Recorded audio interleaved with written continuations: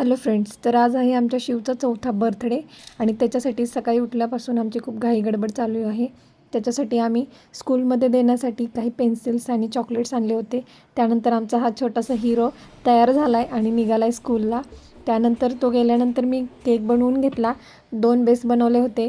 2 लेयर्सचा cake बनवायचा असल्यामुळे आणि त्याच्यानंतर मी जो केक बनवला तो पाहून त्याचा आनंद बघा. चेहऱ्यावरचा आनंदच सांगतो आहे की त्याला हा केक खूप आवडला आहे. त्याचा फेवरेट पेपा पिगच्या थीमचा केक बनवला होता मी. त्यानंतर सगळे पाहुणे आल्यानंतर संध्याकाळी केक कटिंगला घेतला.